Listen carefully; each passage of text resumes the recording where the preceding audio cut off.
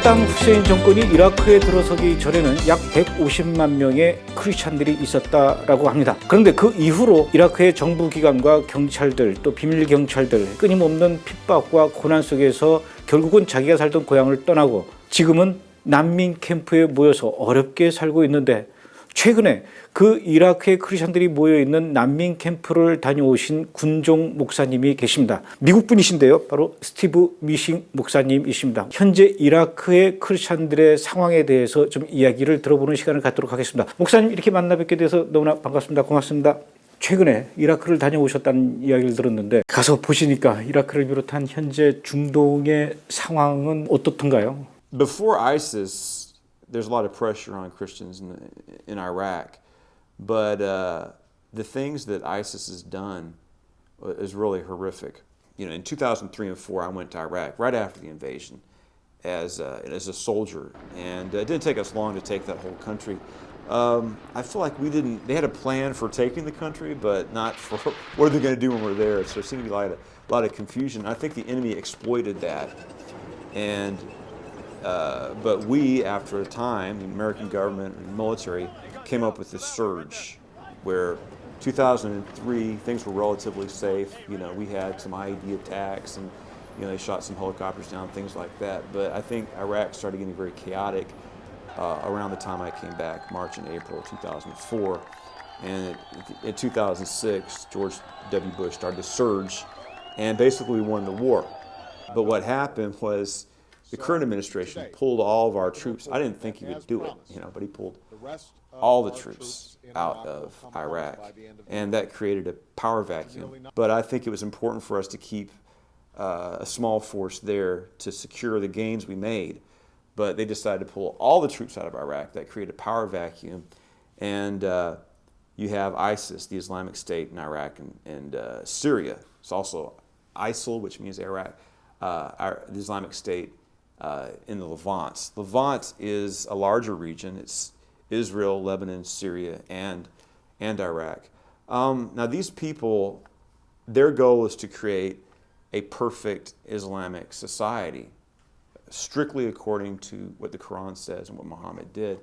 And you know, Islam spread through conquest. So in their culture, that's pride for them that they had these great armies that destroyed Christians and Zoroastrians. So it's really disturbing. I think these people are really just full of the devil to do some of the things that they've done. I've seen some pictures, some of the videos and pictures I don't want to look at, but you're talking about mass crucifixions, mass beheadings, mass shootings. They've really done some very grotesque things like dipping people in acid. I've seen, you know, holding children for ransom, and then the parents go outside and there's half of their child at the door. Really just barbarism. So in the Bible, you have the city of Nineveh, right? And in the Old Testament, the Assyrians are portrayed both in a negative and a positive light. Jonah went to Nineveh and preached to those people. And today, Assyrians, they celebrate the time when Jonah came to their ancestors. But today, Nineveh is called Mosul, and is a very ancient Christian community, and there's villages around it.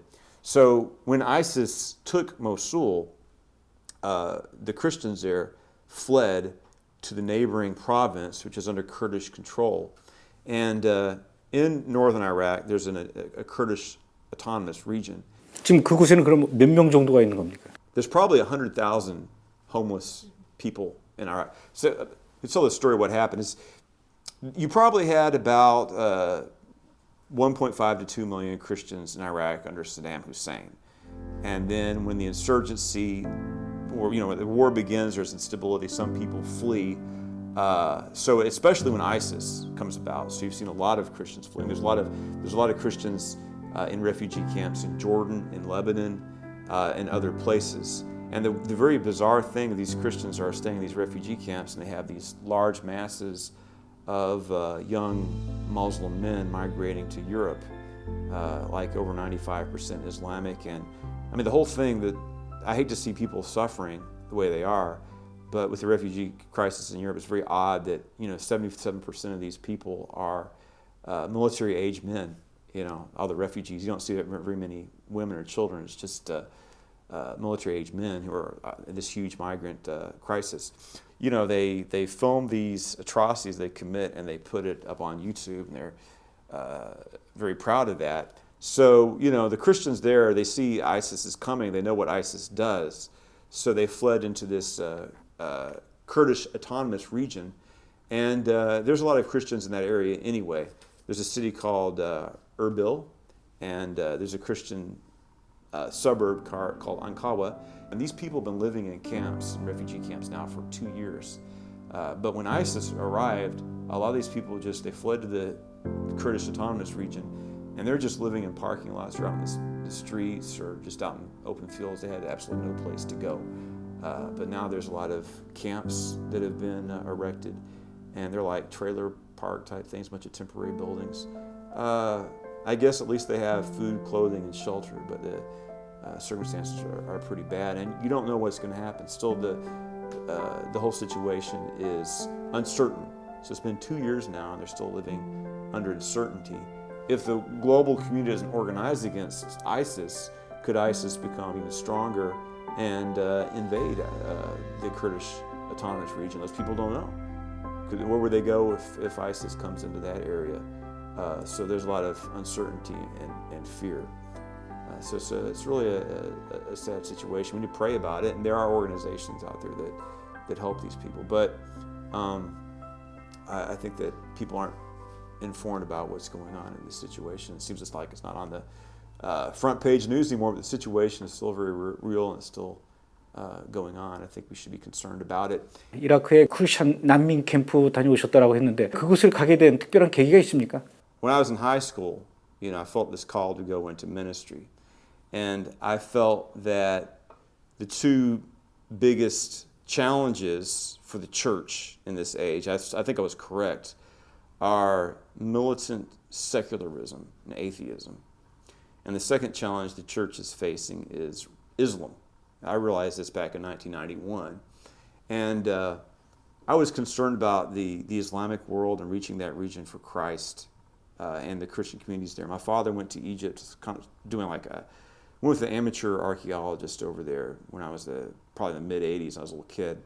And so I knew a little bit about Egypt. I knew there's the Coptic Christians there. So when I got out of high school, I went to Egypt to visit the Coptic Christians and see, you know, to learn about the challenge of Islam. People in America really don't know a lot about Islam and what, you know, the challenge that Islam, for instance, you know, Muslims exploit that, right? Because we don't understand the history of Islam too much.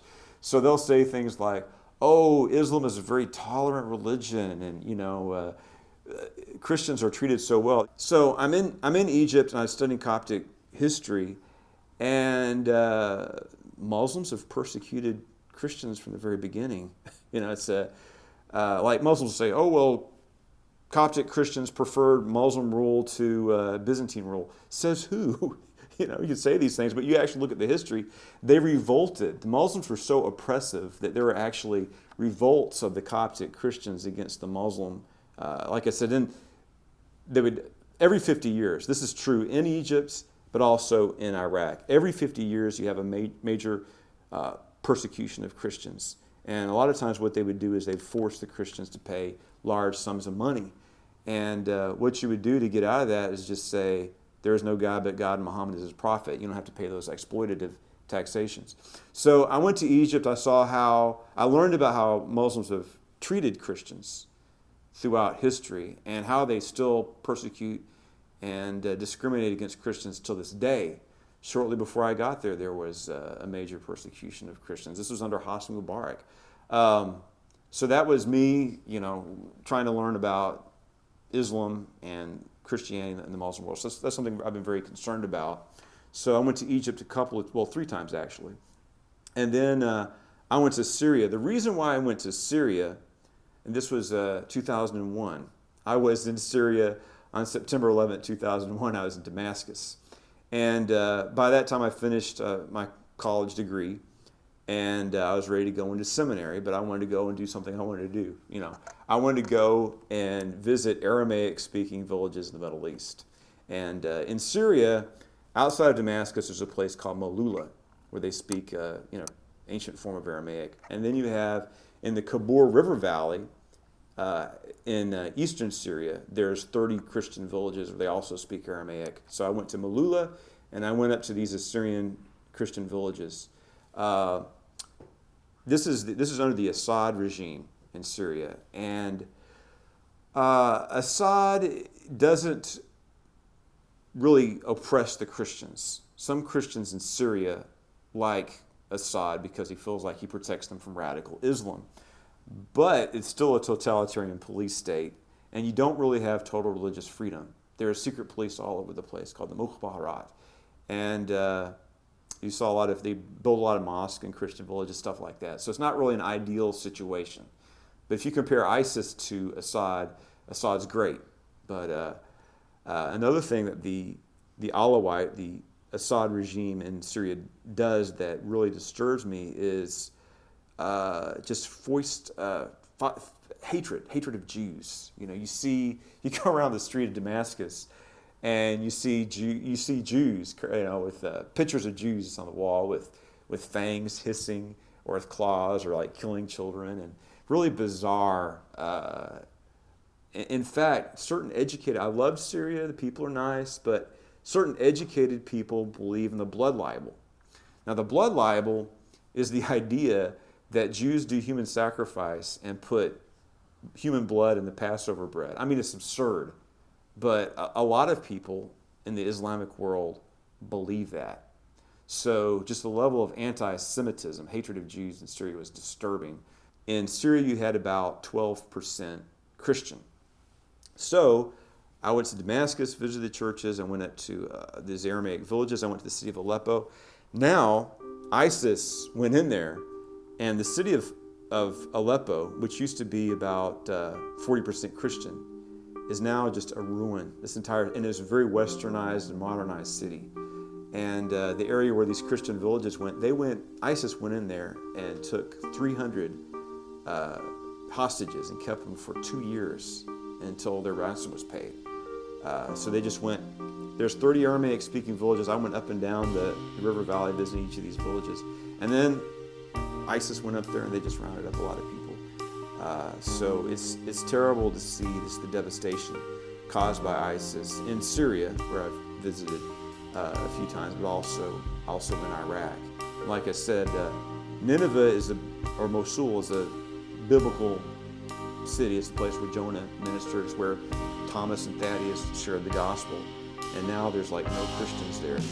And the Christians who live there are now in refugee camps in Iraqi Kurdistan. So what brought me to that part of the world is just a call I felt in my heart to minister to the Christian communities in the Middle East, in Egypt, and in Syria. I think this is something that all Christians should be concerned about. Jesus Christ gave us a commission to preach the gospel to all the world. And we should be trying to reach the Muslim world for Christ. It's very difficult. Muslims are closed to the gospel for a lot of reasons. And it's virtually impossible in many Muslim countries, for a Muslim to make a public profession of faith in Christ. They'll be killed according to Sharia law. And just the consequences of that is very difficult. But we have certain, like Egypt's 10% Christian. Syria used to be. Why don't Christians in the West support the Christians in that part of the region to maintain that Christian presence? Instead, we don't know these people exist, and we're allowing these forces of persecution, Islamization, and persecution to wipe out Christianity. And then what's going to happen? Once Christianity disappears, how are you going to impact that will for Christ anymore? It's going to be very difficult to reach that part of the will for Christ. So I think it's important for us to support our brothers and sisters in Christ in the face of persecution. But I think also we need to be bold in confronting the whole world, including the Islamic world, with the message of Jesus Christ. People in the West need to be educated about what Muhammad taught and believed and what Muslims have done throughout history. We don't know that. Since we study church history, we study in the West, you'll study maybe St. Francis and Martin Luther and John Calvin, but we need to know about how Christians in the Middle East have been consistently. There's been some, the thing is, occasionally you have a tolerant Muslim ruler, right? But what that tolerant Muslim ruler is doing, he's not enforcing draconian Islamic law on the people. He's choosing not to. But what happens, just say you have one sultan, whatever, who's tolerant towards Christianity, well, his son or grandson is going to be a Muslim fanatic, and you're going to have another. That's what's gone on through the centuries, every 50 years or so. So you had a Christian minority when the Muslims invaded that territory, and using the forces of jizya and these pogroms, Christianity has dwindled to 10%. And now in Iraq, just within 10 years, you've seen the number of Christians decrease by probably by 1/2 in Iraq, probably almost 1 million to perhaps just 500,000 now. So I think it's something that we should be concerned about in that region. 지금 이라크에서의 그 크리스천들의 비율 어느 정도 됩니까? There used to be maybe 1 million to 800,000. Now it's probably 500,000 or less, perhaps as low as 300,000. And it could dwindle to, if this situation doesn't change, I think the global community needs to go in there and intervene. I think ISIS represents a threat to everyone around the world. And we've seen that ISIS isn't just, they're trying to contain, instead of destroying ISIS like I believe we need to do, the strategy is to contain ISIS, but ISIS cannot be contained because they know how to use media, right? And to me, it's disgusting, but they want to, they're terrorists, they want to instill fear, right? So you see them doing these terrible things that gives them a lot of reputations. A lot of Muslims are already radicalized, and that appeals to them, what they've done. But then we've seen attacks by ISIS in Paris, in Belgium, here in the United States, in Orlando. So I believe, hopefully, we'll have a policy that we just destroy this evil one. And ISIS is doing things that even the Nazis did, kill people in such barbaric ways that. And then a lot of Germans had no idea what the Nazis were doing. You see these videos of all these Germans nonchalant going with their lives, and soldiers say, okay, we're going to show you what's been going on. They come out of these concentration camps horrified. They didn't know what was going on in their own country. But ISIS is doing these things, these atrocities just in front of the whole world. It represents, not only doing this in front of the whole world, it represents a threat to the whole world. Not just Paris and the United States, but there's been ISIS attacks in Bangladesh and other places.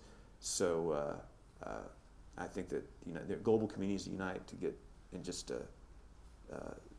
take care of ISIS, wipe it out, and help the Christians. The Christians need to be able to go back. They should be able to live securely in their own homeland and be able to go back to their villages and their homes, which were unjustly taken away from them.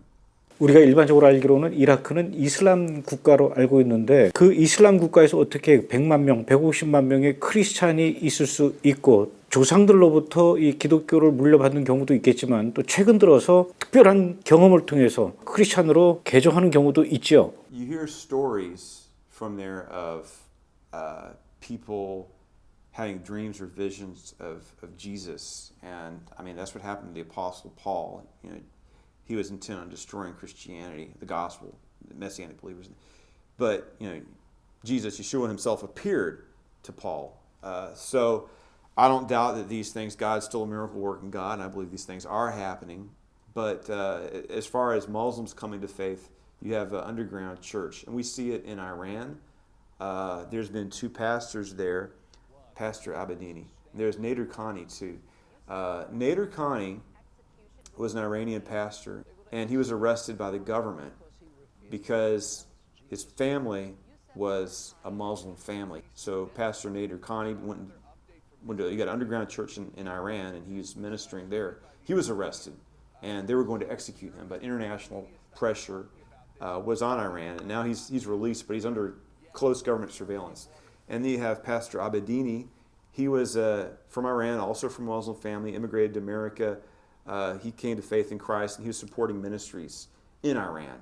And he was arrested and tortured for Christ. Finally, he's been released. So in Iran, there are reports of a large underground church movement. And at first, the government of Iran was just trying to pretend it's not existing. But then I guess it's so large and powerful over there, they feel threatened because Iran it's an Islamic republic. It's an Islamic state going with the Quran as law, and according to Quranic law, you're not allowed to convert. If you're Muslim, the only way out of it is to die.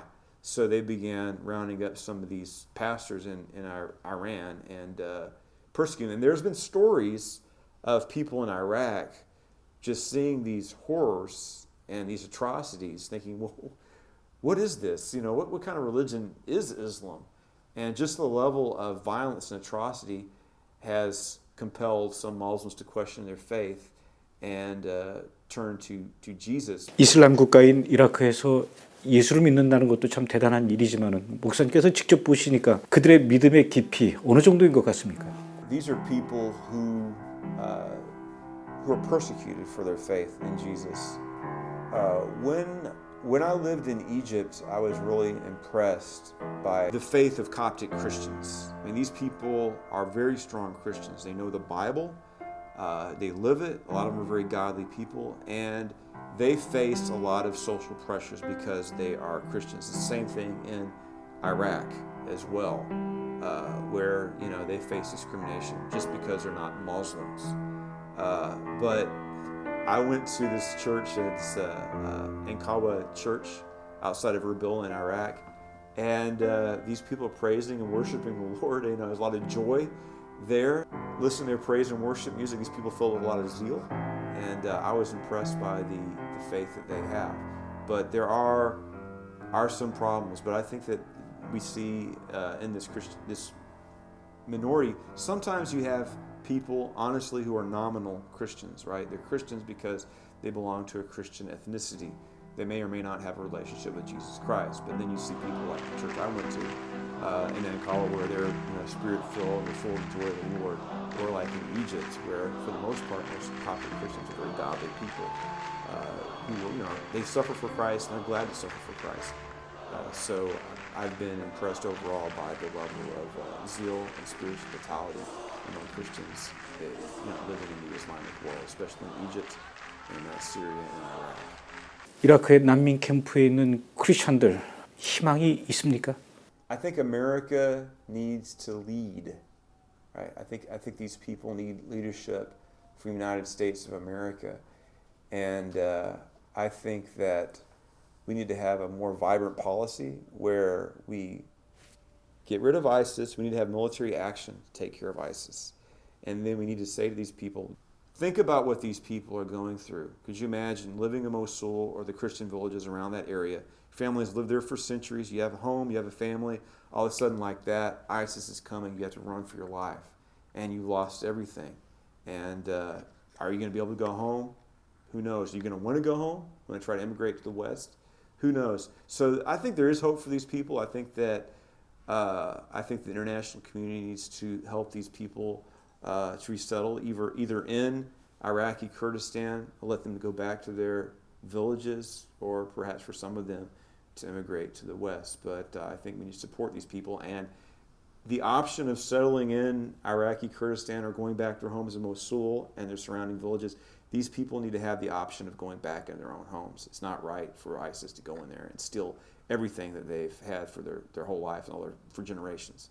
So I think there's hope, but I think a lot of it really is on if America chooses to lead in this situation, to organize the global community to deal with the threat of ISIS and to bring justice for these Christian refugees. And I've been to Iraqi Kurdistan, to Erbil and Dahuk in the area around there, but there are many refugees in Jordan, probably some in Turkey, but also in Lebanon. And we just see they just keep on coming, the Muslim refugees, just by probably the millions. It's a crisis, and we haven't dealt with it the way we should have. I think that, honestly, the American government said, we're going to draw a red line. If the Assad regime uses chemical weapons, there's going to be consequences. There were no consequences. So what that communicated to the Syrian regime and other actors like ISIS over there is that you can do whatever you want. America's not going to do anything. So that really emboldened sinister forces over there, and now we see the consequences of a lack of leadership. So I think that we should be concerned about government policies. It's affecting the church. It's affecting Christianity. I'm hopeful. I think that well, first off, there's a verse in Isaiah 19:25. I think it's very interesting. It says, "Blessed be Assyria, my people, Israel, my inheritance, and Egypt, the work of my hands." I think that's how it goes. So God puts a blessing upon the people of Egypt, the Jewish people, His covenanted people, but also on the Assyrian people. I think it's a very fascinating verse in Isaiah 19:25. So perhaps God has a plan for the Coptic Christians of Egypt and the Assyrian people of Iraq and Iran, and one cannot go against the will of the Lord, right? So I'm hopeful that this isn't the end yet. I think things are going to change, and I believe that ISIS will be destroyed, and the Assyrians are going to be able to be liberated and live in their homeland. But we need to take the threat of radical Islam seriously. And, we teach kids in school in America about the Holocaust, as we should. And, never again, we're not going to allow genocide on this scale to happen ever again. But we are. We're allowing genocide to take place right in front of us, with the Assyrian Christians and the Yazidi being exterminated by ISIS.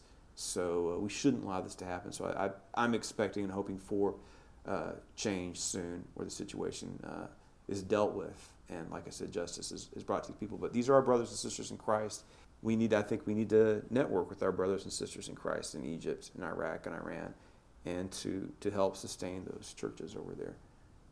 Now the Muslims, they're very dedicated to each other. They support internationalism. How come we don't support the global Christian community in the West the way the Muslims do? And another thing we need to realize with ISIS, why are they able to do what they're able to do? It's because the Gulf states, with their petrodollars, we pump the gas in our tank, and that goes right to these terrorist-supporting states. Saudi Arabia, Qatar, United Arab Emirates, they're financing ISIS. They share, take bin Laden. Where did bin Laden come from? He came from Saudi Arabia. Why was he such a fanatic? Because that's what Saudi Arabia is. Saudi Arabia is a radical Islamic state. They produced Osama bin Laden. If we confront that and also confront these Islamic states who are financing ISIS, the situation wouldn't be as bad as it is. If money wasn't going to ISIS from Saudi Arabia, then ISIS wouldn't be able to commit all these atrocities. 이라크의 크리스천들, 그 난민 캠프에 있는 크리스천들을 위해서 기도한다면 어떤 기도를 해주는 게 좋을까요?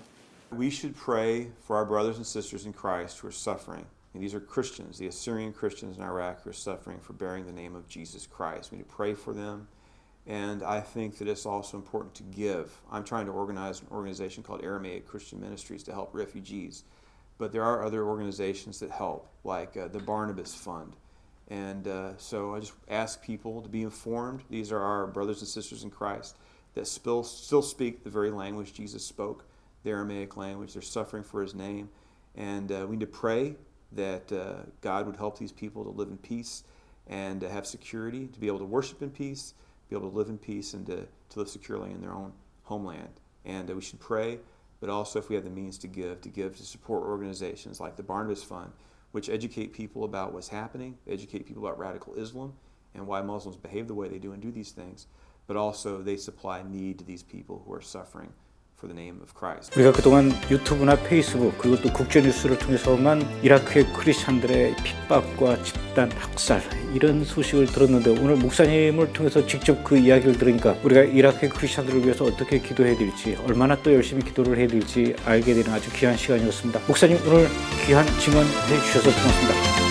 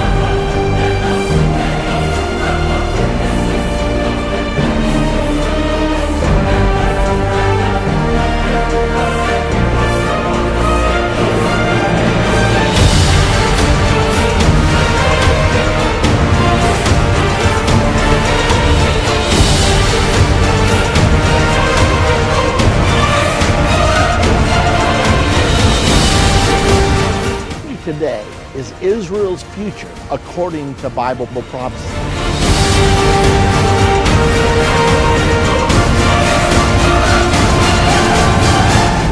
Shall be able. We can't know the future, yet Daniel 12:10 tells us, none of the wicked shall understand, but the wise shall be able to understand.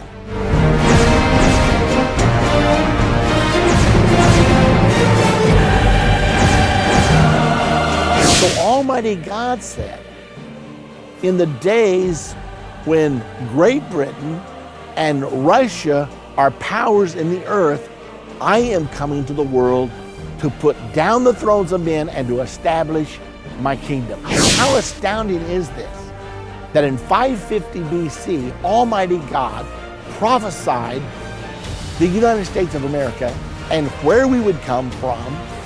I mean, we're talking about 2,300 years in advance. It appears the scriptures tell us, as well as Yossi Balin earlier in 2013 told us, that this will be an interim agreement. As a matter of fact, Balin quoted Netanyahu as saying that he would okay a provisional Palestinian state. So what will be the provisions of this interim agreement?